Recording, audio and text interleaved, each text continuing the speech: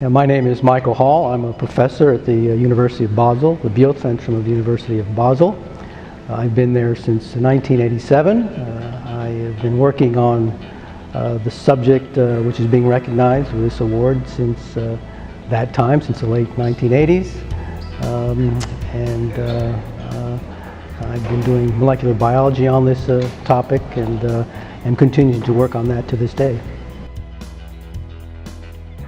I actually didn't start as a cancer researcher. I started as a rather modest yeast geneticist, and of course, as you know, yeast doesn't get cancer, so you can't be a cancer researcher if you're studying yeast. But what got me involved in cancer research is the fact that it was actually not my choice. My research led me to it. As they say in Europe, I was led by my nose to this topic. And what I found is is a protein which controls cell growth, and of course dysregulation of cell growth is what contributes to cancer. This is what causes cancer.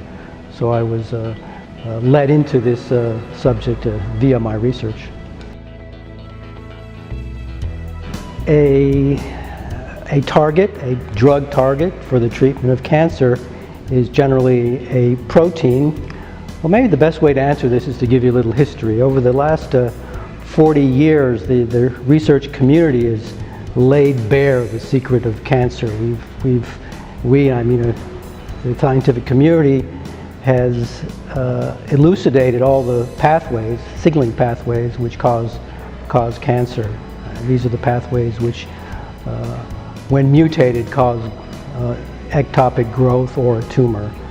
And once these pathways were identified, then you had something which you could target with a drug, an actual protein which you could target with a drug.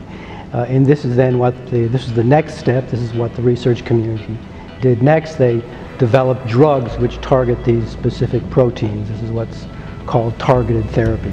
The idea is to block the pathways which are inappropriately activated in causing cancer.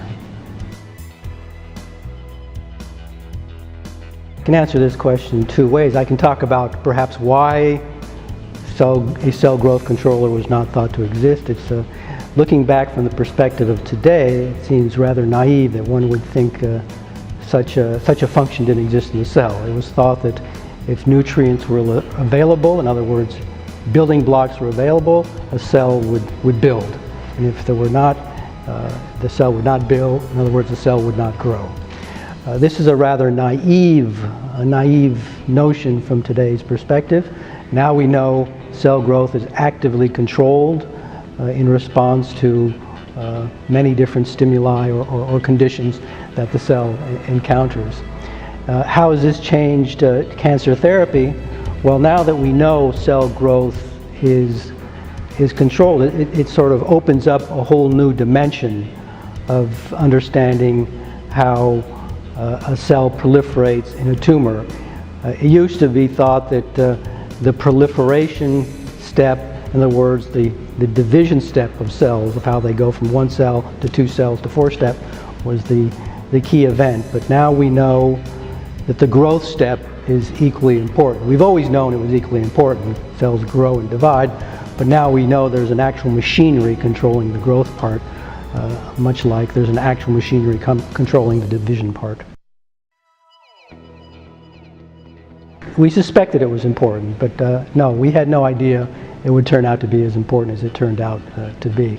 We did know it was a central controller of cell growth. That's not what we were looking for, and in fact we were fooled for a long time. We didn't understand what it was, and this was actually a very difficult period in the lab because we were trying to fit what we discovered into the existing structure of knowledge, and this just wasn't working, and eventually we had to consider other possibilities, such as maybe cell growth is in fact controlled and TOR is what's doing this function.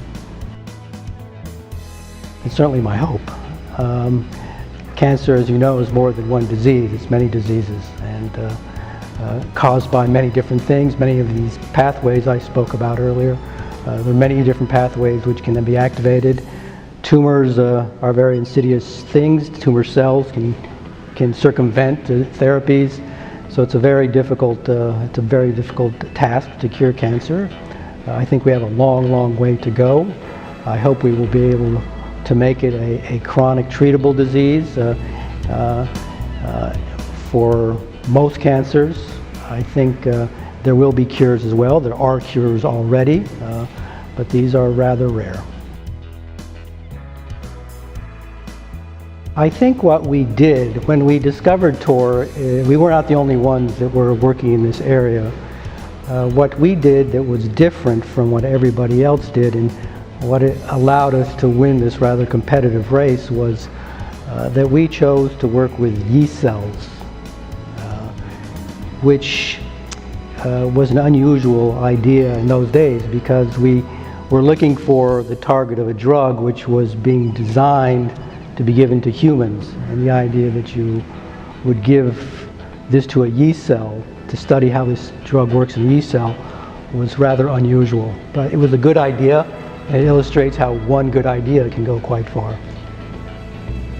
What scientific challenges do you think cancer researchers will be grappling with in the coming years, and how can we support that?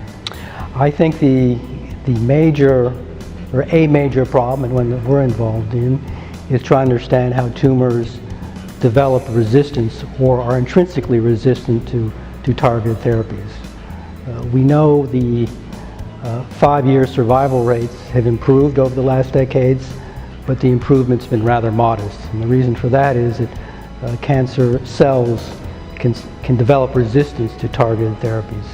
So compensatory pathways are activated, which allow the tumor cells to circumvent the block in the pathway which is targeted by the drug. And what we have to learn now is how these compensatory pathways are activated, what they are, and how they eventually compensate for the blocked pathway. There are many changes in a cell in a tumor. Probably no two cells in a tumor are alike. There are many changes which are associated with metastasis, though.